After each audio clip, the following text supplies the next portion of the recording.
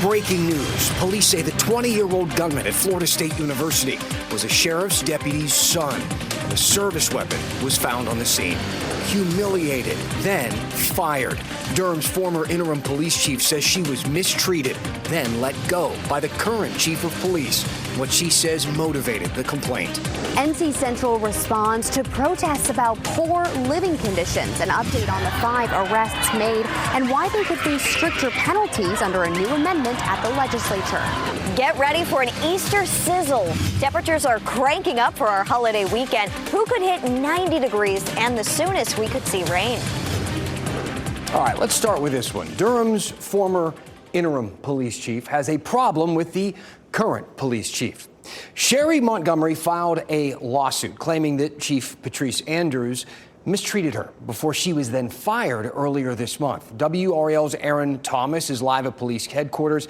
So let's get this straight, Aaron. So Montgomery, apparently this began with a conflict after Montgomery said something to the Durham city manager. At least that's the way that it's being told. Can you walk us through this?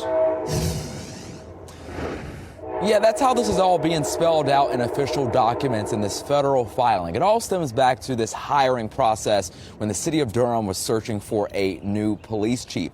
Sherry Montgomery insists that some feedback that she gave to then city manager Wanda Page somehow got back to Patrice Andrews, which ultimately led to her being terminated from the Durham Police Department. Now, she served with this department for the past 25 years until being terminated last Friday, and she stayed on as deputy chief, but says that she received unfair treatment dating back to November 2021 when Chief Andrews took over. And the claim, she says, that she did work made to humiliate her in front of her colleagues. This evening, we spoke with her attorney, Artur Davis, and he shared what his client has experienced until she was fired last week. The reality is that from the very beginning of Patrice Andrews' tenure, Sherry Montgomery saw responsibilities taken from her that are normally responsibilities of the deputy chief in Durham or one of the deputy chiefs in Durham. She saw one major command taken from her, and she was routinely kept out of key decision-making meetings, and this went on over a period of time. Now, a spokesperson with the city of Durham tells WRAL via email, quote, "The city has not received a notice from the EEOC regarding Ms. Montgomery's charges and allegations against the police department, so we cannot comment at this time." We've also reached out several times to the Durham Police Department to get their response about this claim. Aaron Thomas, WRAL News, live in Durham. All right, we'll keep asking. Thank you to Aaron. So, Kat, let's talk to Kat. We've had some really cool mornings and cool evenings this week, but things are starting to heat up. We're getting back into the 80s tomorrow. Well into the 80s, Dan. Tonight is the last night that you're going to need to have your jacket, and very early tomorrow morning, but only for a couple of hours. After that, you can put away your jackets for a little while. We have a full-on taste of summer ahead. 89 degrees on Saturday, and we bumped up the high for Easter Sunday now to 88 degrees. It's going to be a hot Easter weekend. 88 would be the third hottest Easter Sunday on record at RDU. For Saturday, the record high is 93, so we're not quite to records, but it's hot out there. And Sunday morning, the low just 64. So for the sunrise services, sunrise is 6:34, and it should be quite nice outside. This is why we've got a big ridge of high pressure that's going to shift offshore, setting up a summer-like pattern here in North Carolina. Jazzy is joining me. If you look at the bottom of your screen, I'll explain why coming up here in a few minutes, Dan. And here in the WRAL Live Center, according to the hospital system down in Tallahassee, the 6 people who were hurt in today's mass shooting at Florida State University are in fair condition. And we also got some updates about the suspect who was arrested in this.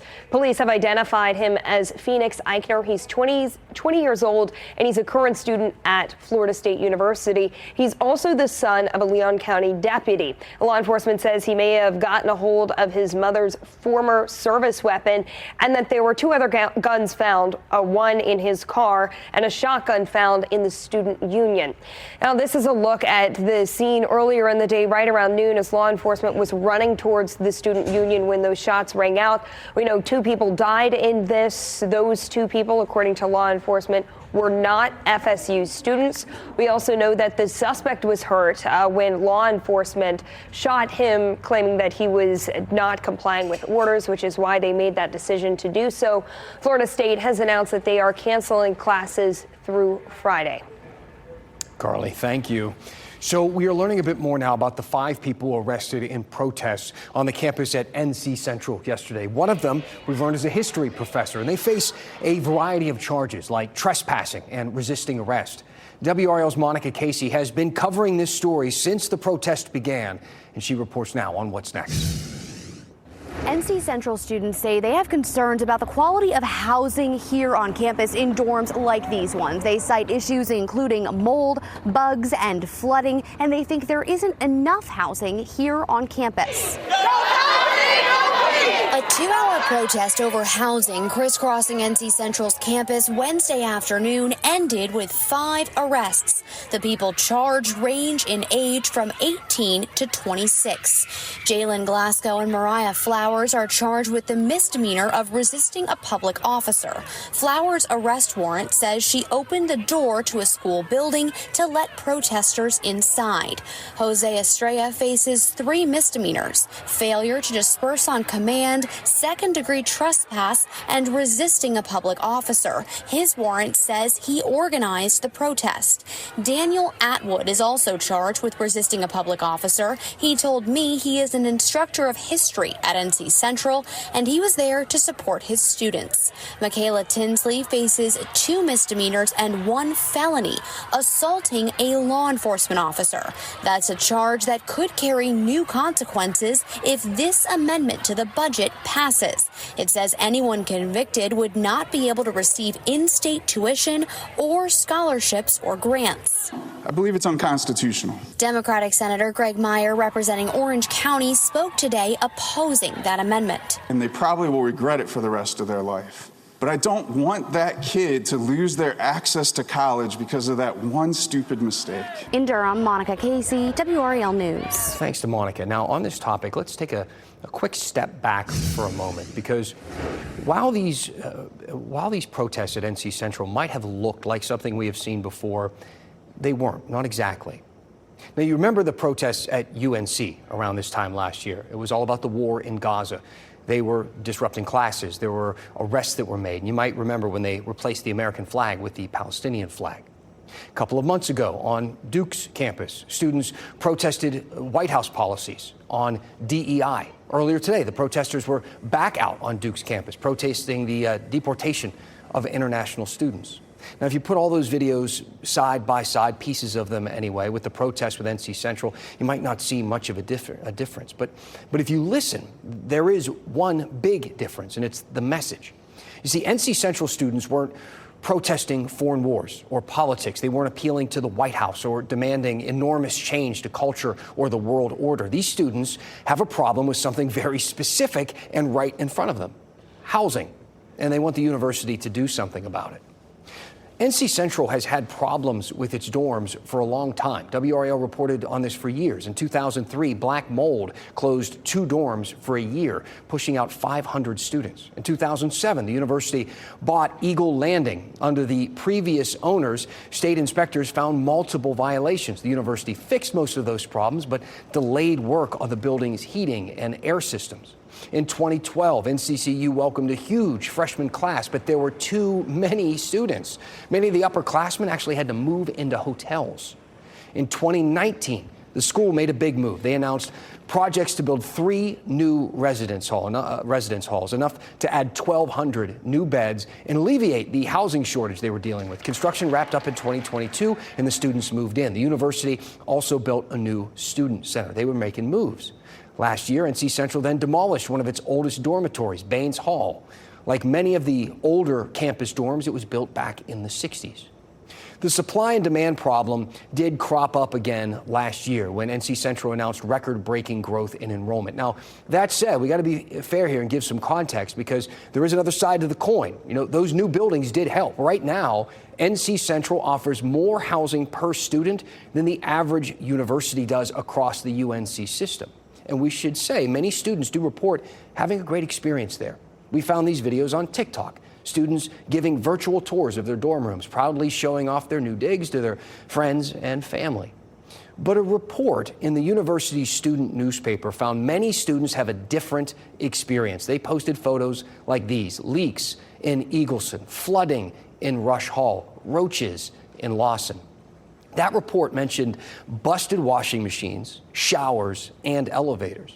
And university leaders acknowledge there is a problem. Chancellor Kerry Dixon wrote in a statement, "We hear you. We are committed to doing all that is within our resources to improve our housing conditions and inventory." Also, a few days after that student report, the Senate introduced a spending bill that Dixon is trying to get passed, Senate Bill 596, and this would provide $100 million in state funding to address problems on NC Central's campus: HVAC systems, fire safety, and plumbing, $9 million for roof replacements, water damage and mold prevention, and another $60 million to replace utility infrastructure, things like water and electricity. Right now, that bill is in committee. Look, protesting the big things, the global and political conflicts of our time, that is certainly understandable, of course. The issues are tied up in history and culture, but they're also nuanced and complicated. It's why people feel moved to protest. It's also why the changes often come pretty slowly. That's why I found this NC Central protest so striking. It wasn't complicated. It's about where they go to bed each and every night. And it sounds like the university has heard them and is trying to make some changes. We'll see how it all plays out. Let me know what you think about all of it. Send me an email, dan@WRAL.com. What else should the news be talking about? We love getting your feedback. Tell me what is on your mind, and we'll go in depth. Global tariffs with local effects. After the break, we hear from local businesses like breweries and steel factories. They tell us prices are already going up, and that cost could be passed down to you. We're back after this.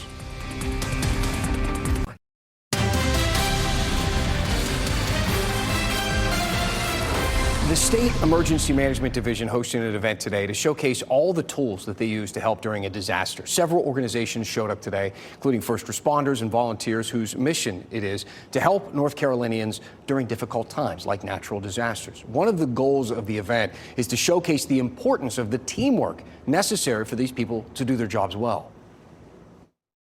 This provides opportunities for our elected officials to learn about that so that they can see where there may be gaps in response capacity in their home communities as well as the state overall, so that we can work together to find solutions to those resource needs. Now, today's event shows how all the rescue workers and volunteers come together to meet the needs of North Carolinians during their time of need. Uncertain and concerned. That's how some local business owners said they feel about President Trump's tariffs during a roundtable in Raleigh today. WRAL's Flynn Snyder has their concerns and why some think the tariffs could actually be good for business. At this Raleigh brewery, beer is not the only thing being brewed. The owner tells me uncertainty rings high here amid the ongoing tariffs. What happens if the tariffs don't go through? Trophy Brewing Company owner Les Stewart was among some of the Raleigh area business owners who voiced their concerns over the Trump administration's tariffs.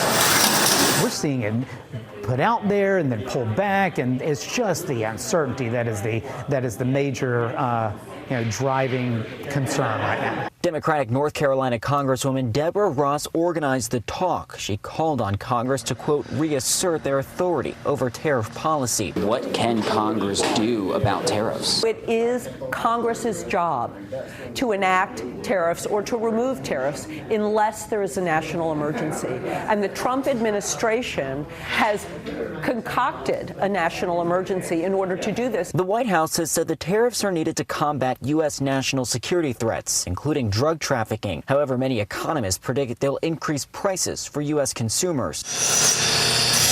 At Raleigh-based steel fabricator Apex Steel, President Bridget Burke says she's seen a slight increase in demand for domestically made products and remains optimistic about the tariffs. Because of the demand, I'm hoping it pushes more to do it so that we can get, availability quicker, and also that it does drive the prices down versus going up. A recent Meredith College poll of NC voters found 47% of respondents think tariffs will hurt their personal finances, while 23% believe tariffs will help their wallets. Back at Trophy Brewing, Stewart worries about rising costs once the 90-day pause on most proposed tariffs lifts. It really can change the price of what you pay at the grocery store for products that are made here in your own backyard. In Raleigh, Flynn Snyder, WRAL News. All right, we have reached out to some North Carolina GOP members of Congress for some reaction on today's roundtable. We'll let you know when we hear back. In the meantime, let's send things out to Jazzy Campbell and Kat, who's also helping with the weather a little bit tonight. It's a beautiful evening, and it's going to be a warm weekend. I'll let Jazzy take the blame for the beautiful weather that we have, but what a nice shot behind Dan there. Taking a live look at the DBAP, it is Bark in the Park night. Jazzy has her Durham Bulls dress on. If you look closely, that's what that D is on her dress that she's wearing right now. We're going to be headed out that way anytime we can this season. I got to work tonight, so we're going to celebrate here in Raleigh on the WRAL weather patio. It's a packed house there. Good to see that, especially since a lot of the proceeds will go to Second Chance Pet Adoptions. You can bring your dog and help other dogs, the best of both worlds. Let's talk about Easter, though. Hour by hour on Sunday, we're looking at a big warm-up. It's already in the low to mid-60s in the morning. Once we get to noon, 77 and 88 degrees is our forecast high. That would make it the third warmest Easter on record, I should say. The summer heat definitely settling in early. We're coming awfully close to 90 degrees both days this weekend. High pressure is sliding offshore, and that's going to help to push the jet stream well to the north, all the way up into Canada, and our southwest wind is in place to help warm us up. We'll have a southwest wind around 10 to 15 miles per hour this weekend, so it'll be breezy at times. We stay in the 80s even into next week. The normal high, 73 for some perspective there. It's feeling like summer again on Saturday, 90 degrees in Fayetteville, 89 degrees in Raleigh, 87 in Roxborough, Rocky Mount, Goldsboro, and Clinton. It should be a beautiful day, but get the ice cream going for this weekend. You may need it. The beach forecast looks great. This would be a great place to be. It's cooler there than here, and the reason why is because, of course, you're close to the water. You're right next to the water. Water takes a lot longer to warm up than land does. You can tell that because if you were to go hop in the ocean right now, it would be a lot colder than the air temperature is. So it kind of helps to regulate temperatures at the beach when you get early into the season. Saturday, we're in the mid to upper 70s for the southern beaches. It's going to be beautiful, especially in the direct sunlight. Low to mid 70s for Easter Sunday, partly cloudy. It's beautiful if you want to head to the beach this weekend. Just perfect weather expected. It's 70 degrees in Raleigh right now out at the airport. 65 in Cary, though, as well as Holly Springs. 68 in Garner, 67 in Apex, 65 in Chapel Hill, 66 in Wake Forest. The pollen count, high tree pollen and high grass pollen out there today. Just keep in mind, grass pollen season is upon us. The grass pollen numbers are going to keep climbing likely. Over the next 7 days, it's a pretty nice 7-day forecast. We stay dry into the weekend. Some small storm chances Tuesday, Wednesday, and Thursday. That's with our next cold front. It doesn't look like it's going to be a major weather maker for us, though. That's the thing. I don't think we're going to get that much rain out of it. Jazzy's hanging out here. We are enjoying this nice weather, Dan. It's just a perfect evening. Sit outside, plan some dinners outside over the next couple of days, grill out, whatever you can do. It's great napping weather, I think Jazzy says, too. I love the advice. I love a good nap, too. Thanks, Kat and Jazzy. Tomorrow marks a new chapter in the history of the WRAL Azalea Garden. It's getting bigger, and we want to celebrate with you. Your one last thing right after the break. But first, let's get you ready for what's going to be a beautiful weekend. Here's what's going on out and about.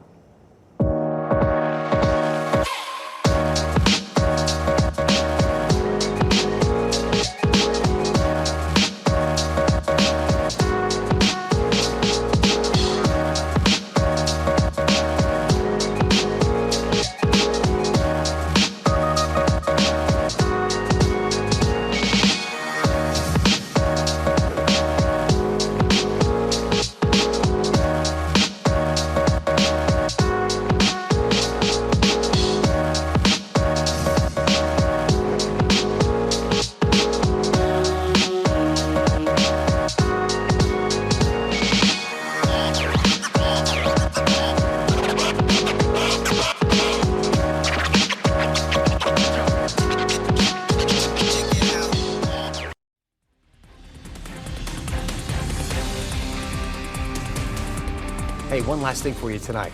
So tomorrow is a pretty big day at the WRAL Azalea Gardens. We love it. We know so many of you do as well. It's about to get a whole lot bigger. Take a live look. It's always fun to take a live look out there. Lots of people taking pictures, enjoying this really beautiful Thursday evening. This is really one of the best times of the year also to visit the garden. Everything is in bloom. The last couple of weeks have been really busy out there. We have seen church groups and school classes, an artist painting flowers out there. Always, how cool. So many of you have been visiting the gardens for years, but I'm not sure if you know the history. So this is 1950, it opened in 1959, but shortly after, one of the first pictures that we could find taken there in the gardens. Then it was 1988, CBS This Morning came to town. Anchors Harry Smith and Kathleen Sullivan went on the air right in our backyard. What a backdrop there. Well, our backyard is about to get a whole lot bigger. Like I said, tomorrow marks another important day in the WRAL Azalea Garden history.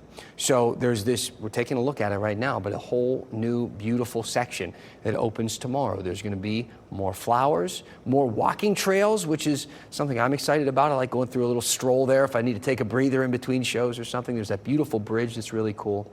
We are going to be hosting a ribbon cutting tomorrow at 12:15. So, anybody who wants to come hang out, say hello, smell a few flowers, this is the place to do it. Thanks so much for making WRAL your choice for local news. We got our next newscast tonight at 10 o'clock. That's on Fox 50. And we'll see you back here on WRAL tonight at 11. Until then, have a great night. Keep watching WRAL News over the air Channel 34 and Spectrum Channel 1257.